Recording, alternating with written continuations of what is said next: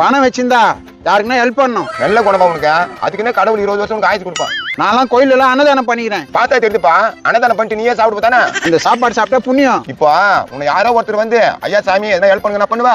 அப்படிலாம் பண்ணிட முடியாதுப்பா. அவங்க நல்லவங்களா கெட்டவங்களா போய் சொல்றாங்களா உண்மையை சொல்றாங்களான்னு பாப்பேன். சரி, சப்போஸ் நானே உங்ககிட்ட வந்து ஹெல்ப் பண்ணி கேட்கறேன்னு வச்சுக்கோ, என்ன எப்படி கண்டுபிடிப்பீங்க நல்லவனா கட்டணும்? நானு இவ்வளவு நல்ல விஷயத்தையே பேசுறீங்க. நீ நல்லவரா தானே இருப்பீங்க. நீ கரெக்டான ஆளு, உன்னை யாருமே ஏமாத்த முடியாது. என்னங்க கொண்டு போக போறோம்? ஒண்ணும் இல்ல, அப்படியே கடவுள் உன் ரூபத்துல வந்து இறங்கிட்டு இருக்காரு, ஏன் எங்களுக்குலாம் ஹெல்ப் பண்ண சொல்லி.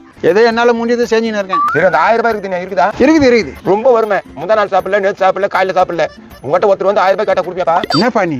கண்டிப்பா கொடுப்பேன். கொடுப்பா, அந்த ஆள் நான் தான்ப்பா, கஷ்டத்தை சொல்லி கேட்கறேன், கொடுப்பா. ஒண்ணுமே புரியல, நல்லபடியா பேசுறீங்க, காசு கேக்குறீங்க. அவன் கஷ்டம் அவனோடது, கொடுப்பா. 1000 ரூபாய்லாம் தர முடியாது, 500 ரூபாய் தான் தர முடியும். ஒரு ஆளுப்பா 500 ரூபாய் கொடுத்துட்டேன், 500 ரூபாய் கடை என்ன? அதெல்லாம் நான் கொடுத்ததை நான் கேட்கல. நீ கேட்காதப்பா, எதுக்கு நீ இன்னும் 500 ரூபாய் கொடுக்கணும்ல, அதை சொல்றேன். மறக்காம இந்த வீடியோ ஃபுல்லா பாருங்க, கீழே ஸ்கிரீன்ல கிளிக் பண்ணி.